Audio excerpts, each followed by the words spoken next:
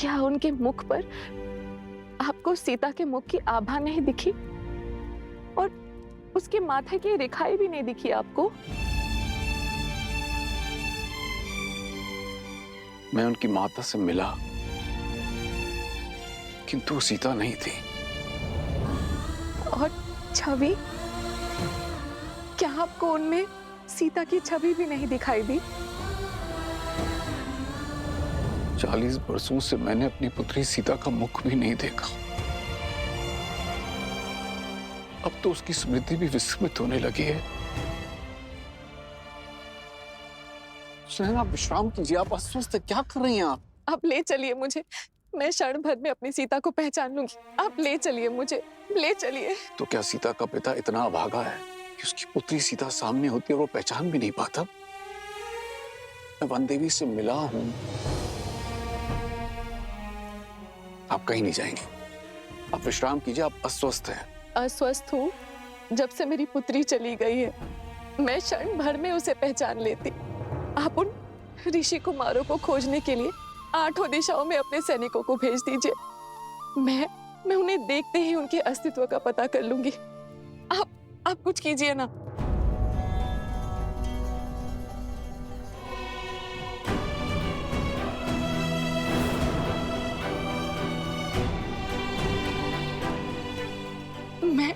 मैं खोजूंगी अपनी सीता को। हमें कहीं जाने की आवश्यकता नहीं पड़ेगी। मैं उन दोनों धनुर्धरों को यहाँ मिथिला लाने का प्रबंध करता हूँ।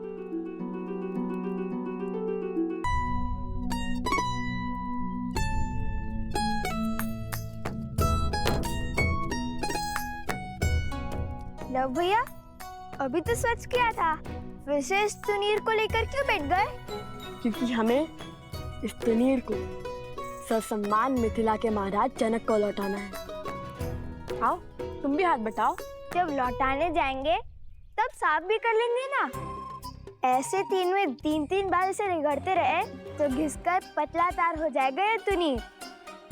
कदाचित लौटाने के लिए कुछ बचे ही ना। अच्छा, तो महाबुद्धिमान कुमार कुश, ये बताओ कि क्या तुम स्नान करने से घिस गए? घिस सकता था, किंतु मैं स्नान करते समय स्वयं को अधिक रगड़ता नहीं। रक्षा कुमार, रक्षा कुमार! कहाँ है? बताओ, अभी मार दूंगा। वो रक्षक कुमार बोल रहे हैं, राक्षस कुमार नहीं। ओहो, ध्यान से सुनो।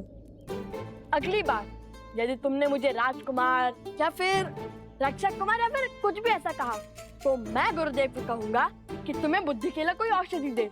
क्षमा रक्षा, भूल हो गई। मैं तो एक समाचार देने आया था। अभी अभी कुछ मिथिला के ऋषि आश्रम में आए थे। उन्होंने बताया कि मिथिला में धनुर्विद्या की बहुत बड़ी प्रतियोगिता होने वाली है। मैंने गुरुदेव से कहा कि तुम दोनों जैसे धनुर्धर तो 20 गांव में भी नहीं मिलेंगे। फिर गुरुदेव ने बताया कि तुम दोनों अवश्य उस प्रतियोगिता में भाग लेने जाओगे।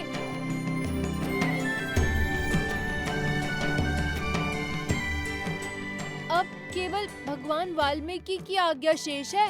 लो, महाराज जनक को तुनीर लौटाने का अवसर मिल गया। हम मिथिला जाएंगे भैया। अवश्य जाएंगे। तो रुक क्यों गए? तुनीर स्वच्छ करते हैं, अन्यथा मिथिला नरेश कहेंगे कि भेंट को सम्मान से नहीं रख पाए हम। हाँ, अवश्य।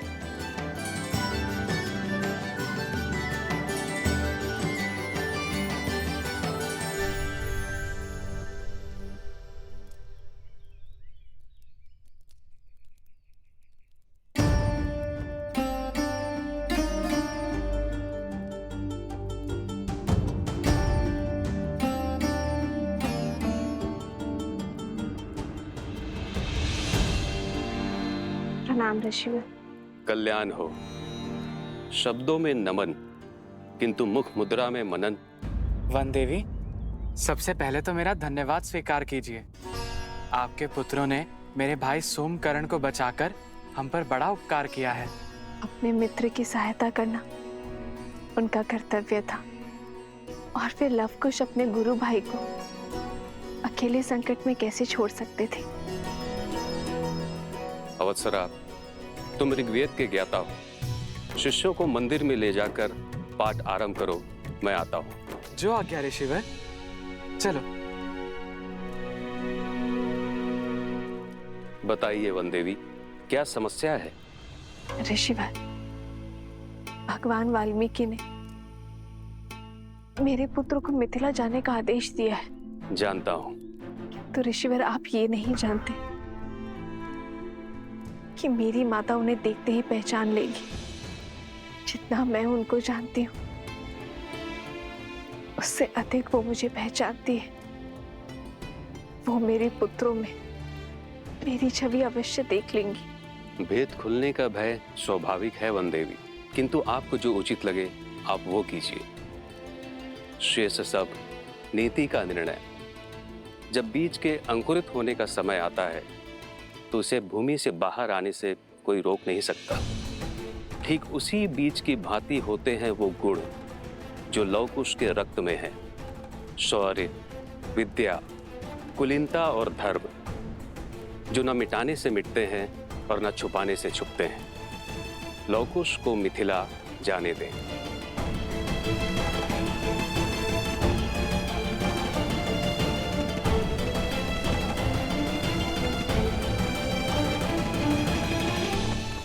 मिथिला स्वयं जाना आवश्यक है प्रभु। केवल निमंत्रण ही तो है, कोई भी जा सकता है। नहीं आर्यसुमन, मिथिला जाने का कारण केवल निमंत्रण नहीं है। मिथिला मेरी प्रतीक्षा कर रही है। सीता के साथ जो हुआ उस पर मिथिला ने कोई आपत्ति नहीं की। यदि अब यह जमाता निमंत्रण देने नहीं पहुंचेगा तो उनका मन विचलित हो सकता है और फिर मिथिला में मेरी सीता की स्मृतियां बसी हैं। मिथिला की वो गलियां, वो आंगन, वो बाग, वो उपवन, वो सभा मैं पुनः देखना चाहता हूं आर्यसुमंत। जहां मेरी सीता पली बढ़ी, जहां मैं उससे मिला। वर्षों से मैंने मेरी सीता को नहीं देखा है। उनके माता पिता का आशीष लूंगा तो मेरे मन को थोड़ी ठंडक पहुंचेगी। प्रभु, मेरी भी प्रबल इच्छा है वहां पर जाने की। मेरी तो सदा से ही इच्छा थी उस पावन भूमि को देखने की जिसने इस संसार को और मेरे प्रभु श्री राम को माता सीता दी। प्रभु, आपके आशीर्वाद से आज ये मेरा स्वप्न भी पूरा हो जाएगा। ये कोलाहल कैसा है? प्रभु, मैं देखता हूं।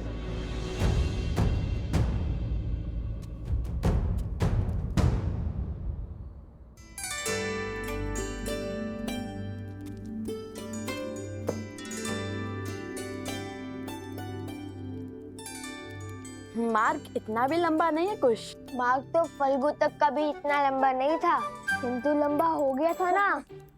कहीं सोमकर्ण पुनः लुप्त हो गया तो जैसे अपने मकरासुर के युद्ध में जो सीखा उसका उपयोग रक्त केतु के जाल से बचने के लिए किया, वैसे मैंने भी सीखा है ढेर सारे भोजन साथ लेकर चलना। हे कुमार खुश, इस बार कहीं नहीं जाएगा सोमकर्ण, क्योंकि इस बार हमारे मार्ग में हमारे साथ उसके भाई और हमारे उपगुरु अवस्त्रा भी साथ जा रहे हैं। और भला बड़े भाई के होते हुए छोटे भाई को कुछ हो सकता है क्या? तो ये भोजन छोड़ दूं भैया? अरे नहीं नहीं नहीं, ये तो शस्त्रों से भी अधिक महत्वपूर्ण है, क्योंकि यदि तुम्हारा पेट भरा रहेगा तो भूख भुलाने के लिए तुम्हारी उटपटांग बातें और विचित्र कुतर्कों के बाण नहीं सहने पड़ेंगे हमें। पिछली बार तो गाँव उठाने की बात कर रहे थे, इस बार पूरा संसार ना उठा लेना तुम। भैया, मुझे तो अब भी विश्वास नहीं हो रहा है कि हम देवी सीता की नगरी जा रहे हैं। वो उपवन, वहाँ के शिव मंदिर, वो दरबार जहाँ पे श्री राम ने धनुष बाण किया, सब साक्षात देखने को मिलेंगे, है ना भैया? अद्भुत। अवश्य।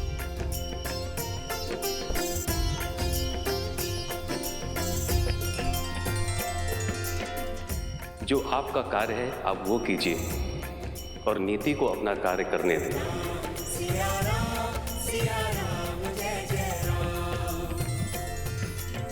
प्रणाम ब्राह्मण देव। कहिए क्या समस्या है? प्रभु ये लोग महाराज की जय हो।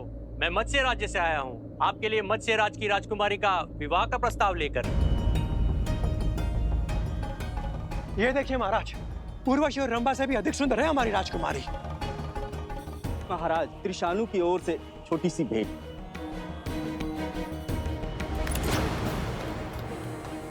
हमारे महाराज तो धन के साथ आपको अपने राज्य का चौथा भाग भी देने के लिए सज्ज है श्री राम।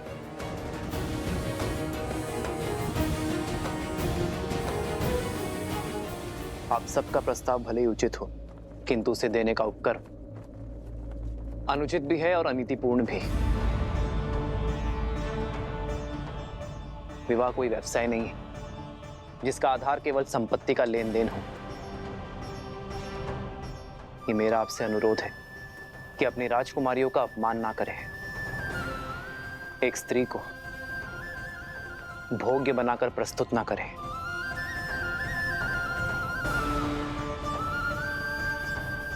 अपना वर चुनने का अधिकार केवल स्त्री का होता है। अपनी राजकुमारियों का स्वयंवर आयोजित कीजिए। यदि मेरे विवाह की इच्छा होगी तो मैं स्वयंवर में भाग लेने अवश्य आऊंगा। धन्य है आप श्री राम, आपके शब्दों ने हमें हमारी भूल का आभास करवाया। आपके आदेश का पालन अवश्य होगा। धन्यवाद। आप सब बड़ी दूर से आए हैं। कुछ दिनों के लिए अयोध्या में विश्राम आदि करके ही लौटिएगा। आज्ञा दे।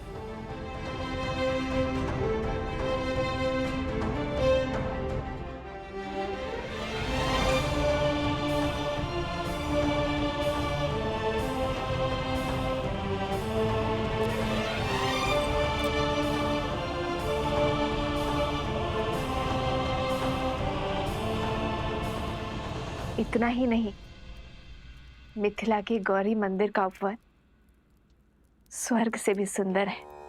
रंग बिरंगे पुष्प, सरोवर मंत्र मुग्ध कर देंगे तुम्हें। माता, ऐसा लगता है जैसे आप मिथिला और महारानी सीता के दर्शन कर चुकी हैं।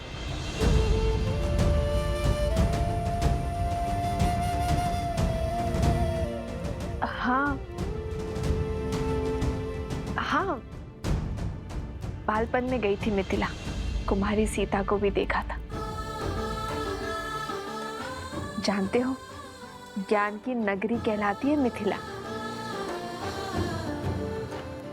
जब हम तुनील लौटाने में महाराज जनक से मिलेंगे तब हम उन्हें बताएंगे कि हमारी माता महारानी सीता की सखी थे।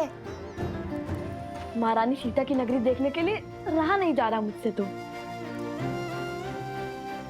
एक बात स्मरण रहे, तुम दोनों वहां स्पर्धा में भाग लेने के लिए जा रहे हो, तो बाकी प्रतियोगियों से भिन्न नहीं रहना। क्योंकि यदि उन्हें ज्ञात हुआ कि तुम दोनों मिथिला नरेश को जानते हो तो बातें बनेंगी।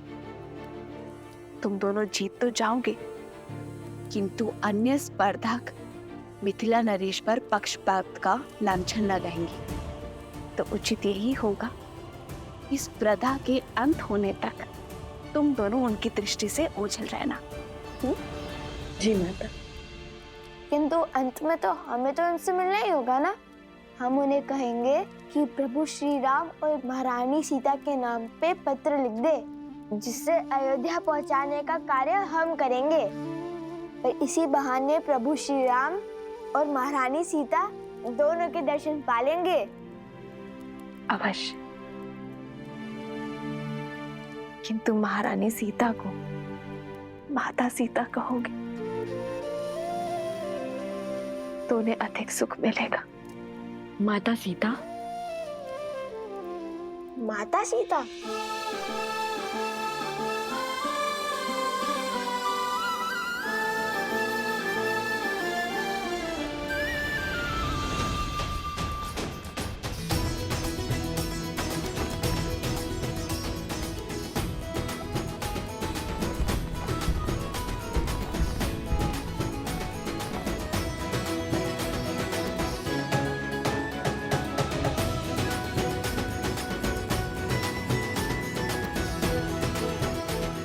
देखिए भैया, कितना भव्य आयोजन लगता है। कहाँ कहाँ से लोग इस प्रतियोगिता में भाग लेने आ रहे हैं। माता ने जैसे बताया था बिल्कुल वैसा ही है मिथिला का प्रवेश द्वार।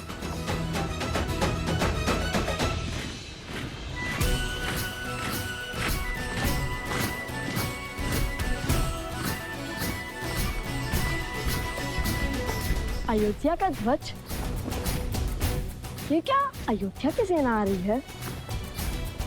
सेना नहीं, ये महाराज के रक्षक हैं। ये तो अयोध्या की सेना की केवल एक टुकड़ी है। अर्थात? वो देखो, महाराज का रथ, उनका छत्र।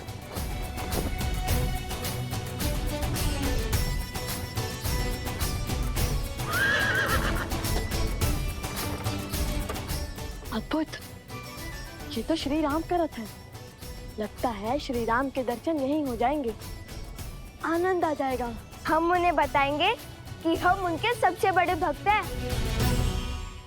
कहाँ है रथ?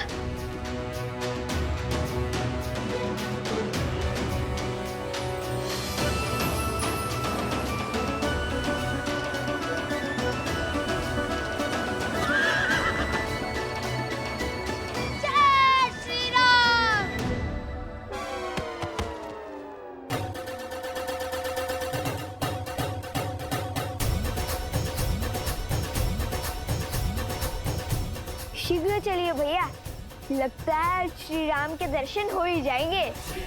अवश्य।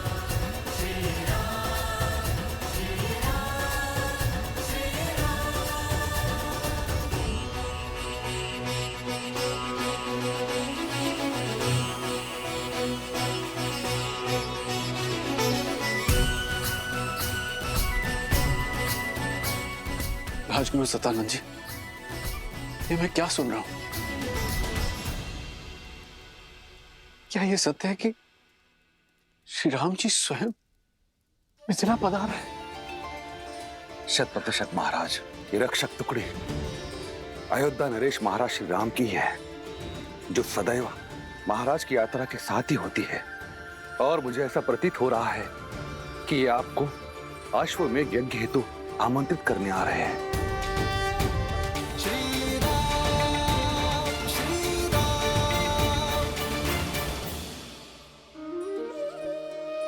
तब तो ये संकेत और समाचार दोनों अत्यंत शुभ हैं। कदाचित आज यहां वो होने जा रहा है जो कभी किसी ने नहीं सोचा होगा। भ्राता कुशाध्वज, अयोध्या नरेश के विशेष स्वागत का प्रबंध किया जाए और कोई ये ना भूले कि वो हमारे जमाता भी हैं। क्षमा महाराज, किंतु मिथिला की राजकुमारी आपकी पुत्री का त्याग करने वाले का कैसा स्वागत सत्कार।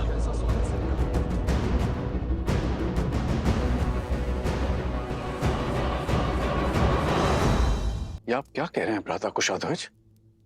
क्षमा महाराज, किंतु सत्य ही तो कह रहे हैं मेरे पति, और मुझे पूर्ण विश्वास है कि महारानी सुनैना वो भी राम के आगमन से खुश नहीं होंगी। जिस व्यक्ति ने हमारी पुत्री का त्याग कर दिया अपनी प्रजा के मनोहार के लिए, ऐसे व्यक्ति को जमाता का सत्कार क्यों मिलना चाहिए महाराज?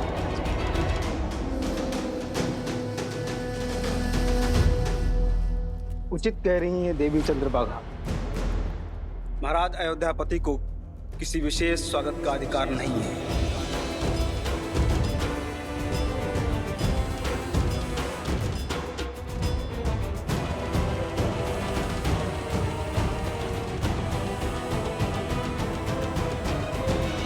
सीता ने मुझे एक पत्र लिखा था जिसमें उसने स्पष्ट रूप से अयोध्यापति को निर्दोष कहा था, क्योंकि तब वो अयोध्या में थी।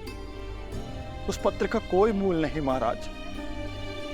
मूल है तो हमारे दुख का, जो सीता के विरह के कारण हमें मिला।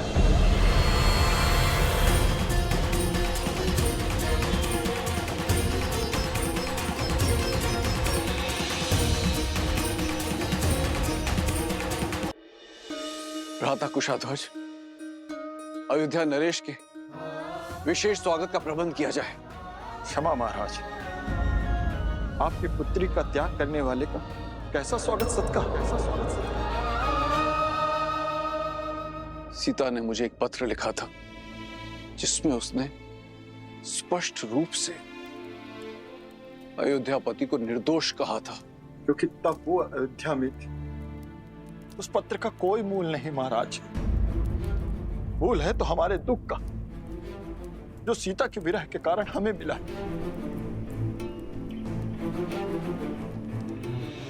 और आप सबको क्या लगता है कि उस विरह की चोट स्वयं राम ने नहीं सही होगी? कदाचित आप सब नहीं जानते, किंतु मैं अपने जमाता को, उनके धर्म को, उनके त्याग को भली भांति जानता हूं। राजा महाराजाओं की अनेक पत्नियां रखने की प्रथा है कौशल राज में, किंतु इतने वर्ष बीत जाने के पश्चात भी क्यों उन्होंने दूसरा विवाह नहीं किया? क्यों अयोध्या की महारानी का सिंहासन अभी तक रिक्त है? कभी आपने सोचा? क्योंकि राम कोई साधारण व्यक्ति नहीं है। आज नहीं तो कल उनके इस निर्णय का कारण भी हम सब जान जाएंगे, किंतु इस समय सर्वप्रथम हमें उनके स्वागत की तैयारियां करनी चाहिए।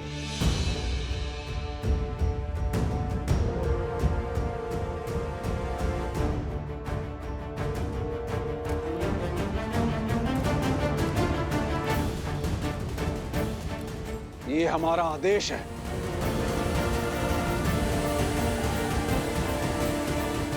जो आज्ञा।